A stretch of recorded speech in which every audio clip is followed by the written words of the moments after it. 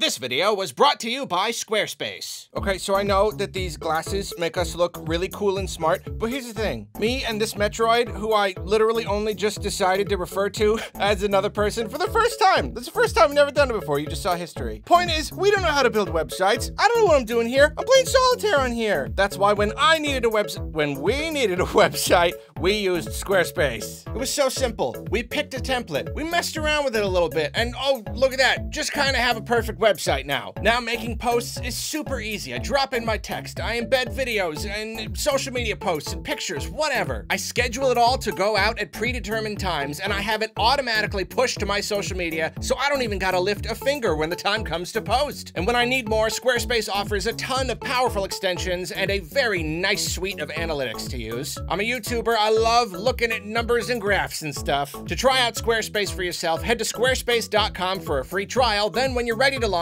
head to squarespace.com/Arlo to save 10% off your first website or domain. And now for today's recommendation,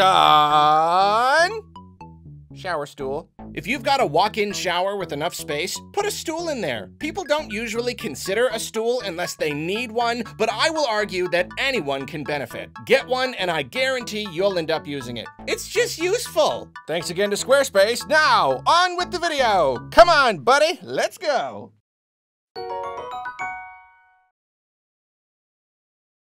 Bright. I think Tears of the Kingdom looks great.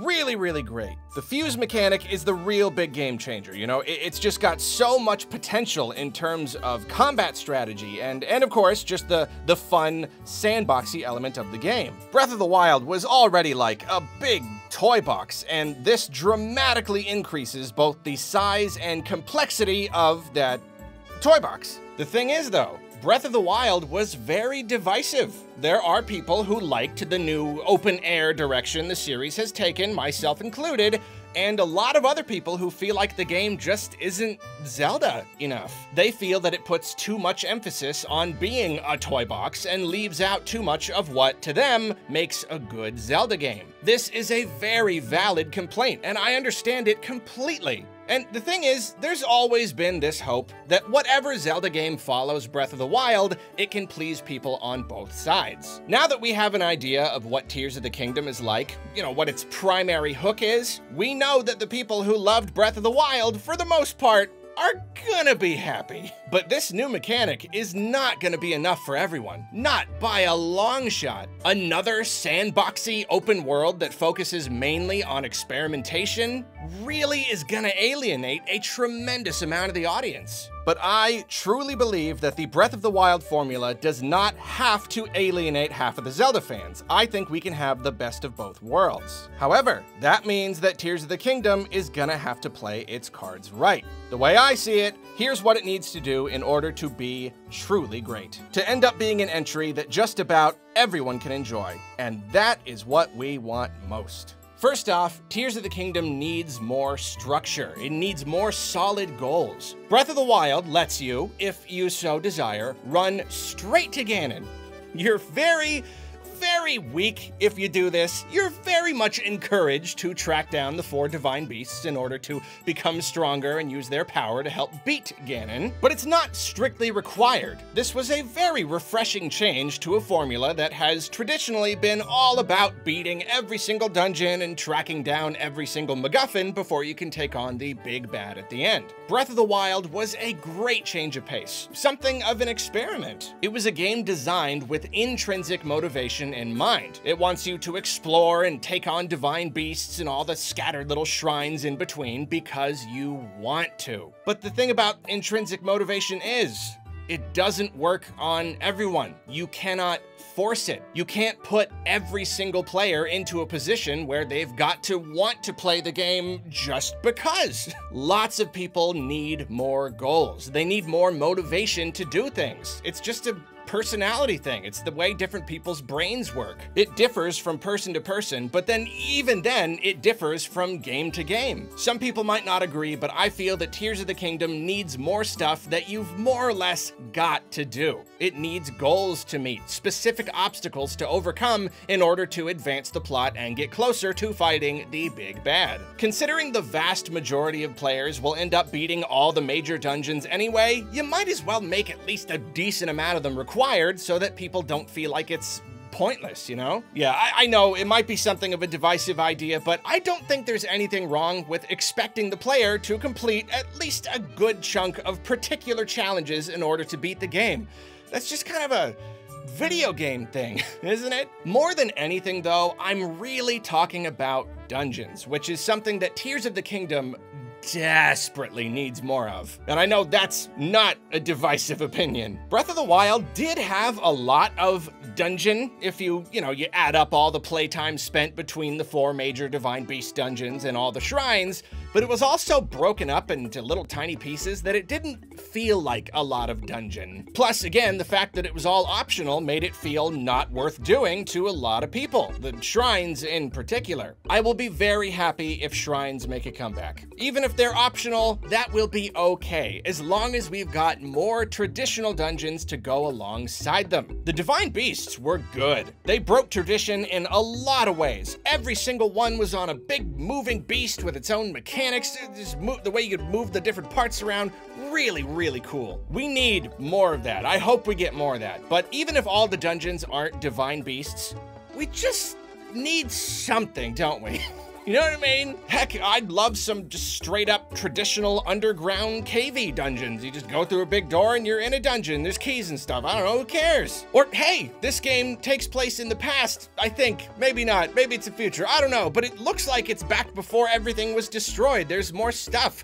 So like castles and keeps and all that, those can be dungeons, easy. We just wanna see some really good, tight, classic Zelda level design. That is the major thing that Breath of the Wild was largely missing. And Skyward Sword HD reminded us all over again how amazing it can feel to work through a really expertly designed Zelda dungeon. Some people, probably a lot of people, play Zelda primarily for that kind of experience. That's their main thing, their reason for loving Zelda. So, give it to us, please. There's no reason at all that they can't. There is zero reason Tears of the Kingdom can't give us the open world toy box stuff and a bunch of traditional Zelda dungeons. Especially considering how long they took to make this game. If they spent 6 years developing the fusing system and that's it, and they still didn't put in the effort to actually design dungeons this time, despite the fact that the lack of dungeons was one of the biggest criticisms aimed at the first game,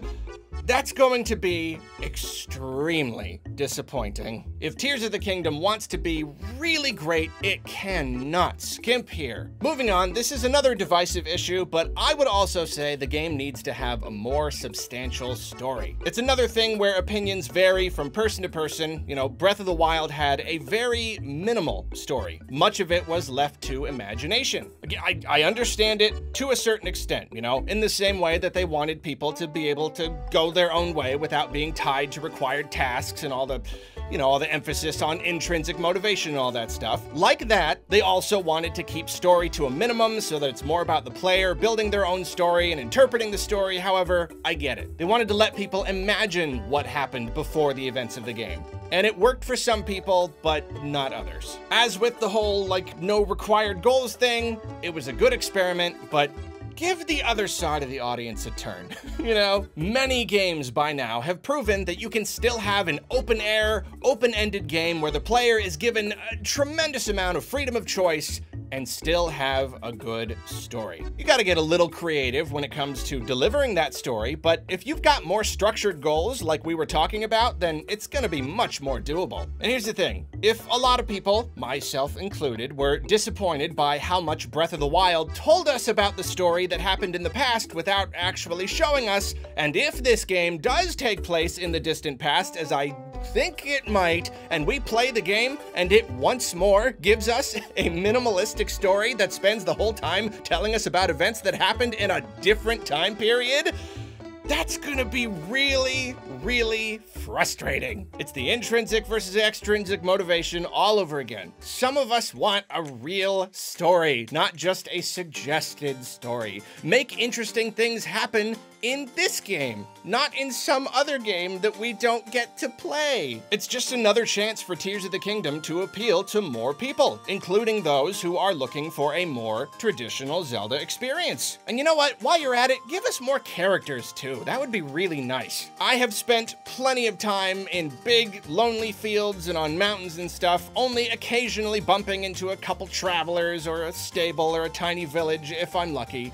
Make this Hyrule more alive. More story and characters. I would very much like that. Next up, one very big problem with Breath of the Wild, maybe my #1 problem, was that it gave us loads and loads of materials to collect from monsters and the environment, but it didn't give us a lot of stuff to do with those materials. Potions, sure.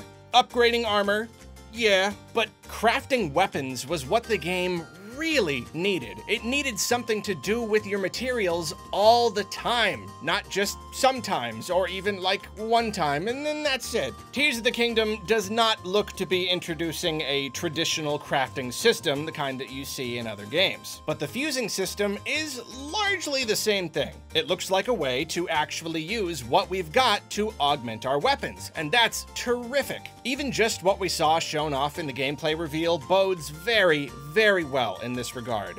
However, it cannot be overstated how much they need to lean into this idea. Fusing materials to weapons can't just be limited to bows, and melee weapons can only be fused with rocks and stuff, for instance. The game can't put any limitations on what we use. If they're letting us use our stuff to craft better weapons, then they really need to let us do it. If they want to truly fix one of Breath of the Wild's biggest issues, they've got to make sure it is fixed, especially since weapon fusing helps with the very, very divisive weapon breakage issue. That was a deal breaker for a lot of people. It wasn't for me, but I can understand how frustrating it was for a lot of others. But if you're not just finding your weapons and grabbing them off of like fallen enemies, but you're making them out of the stuff you pick up, that empowers the player. It makes them not just feel like they're losing something by breaking a weapon. It gives them more reason to go out there and collect stuff and kill stuff and to keep making new stuff when the old stuff breaks. Fusing has got to be the answer to all these problems if Tears of the Kingdom is going to land for most people. And finally, when you're in the middle of a super intense battle, you know what I think breaks immersion quite egregiously? Opening up a menu and healing by drinking a potion or like eating a meal. It's just awkward, and it goes against what is otherwise a very natural, kind of realistic, intuitive game. And you know what really undermines the satisfying sense of challenge you might feel in a battle? Having dozens and dozens of potions and steaks and roasted chickens and souffles and pizzas and things that you can just keep on eating as much as you want with little to no chance of ever running out. Yeah, kinda renders even the toughest battles rather trivial, doesn't it? And if pausing to eat breaks immersion, then tanking hit after hit and eating steak after steak and slowly chipping away at an enemy and stuffing steaks in your mouth, it's a little silly. And it's funny because Breath of the Wild clearly took a lot of inspiration from other games with deeper, more technical and methodical combat. Monster Hunter and Dark Souls always come to mind for me, but it didn't have the courage to use those games' healing systems, where if you want to heal, you gotta do it in real time. If you get hit while healing, then tough luck, you didn't wait for the right opening. And as far as enabling challenge goes, Dark Souls does it best. You've got a limited number of your primary healing items. You've got to use them wisely if you want to win. You can't just keep healing forever using all this stuff that the game constantly throws at you, so you never run out. If Tears of the Kingdom really wants challenging, satisfying combat, it needs to stop dipping its toe and jump in. Just give us a limited number of slots for holding potions and meals, and make us consume them in real time.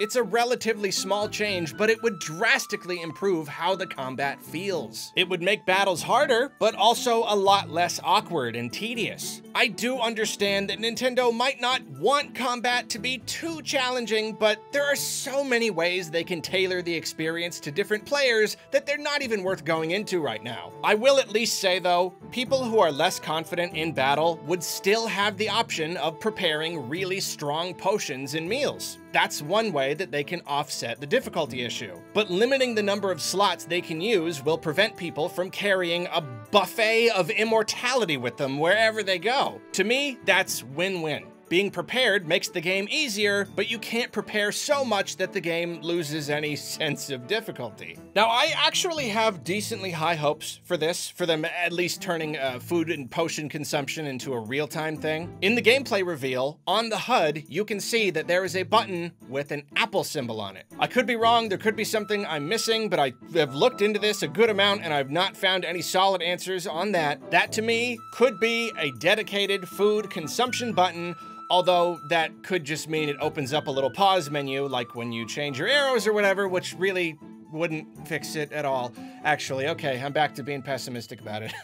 Oh well, we'll see. I mean, it would be quicker and more convenient and less immersion breaking than going into the menu, but yeah, still not great. But yeah, I don't know. There are loads of little things that Tears of the Kingdom can do to improve upon Breath of the Wild, but those, to me, are the main ones necessary in order for it to appeal to the broadest audience possible. Every single day, I feel so lucky that I enjoyed Breath of the Wild as much as I did, but I cannot even imagine how soul-crushing it would be to go 12 years without a Zelda that appeals to you, and then imagine that you probably have to wait another 5 or 6 years before you get another shot. That sounds unspeakably awful. I don't want anyone to have to go through that. And honestly, even though I did love Breath of the Wild, I mean, I love it to pieces. It's one of my favorite games of all time.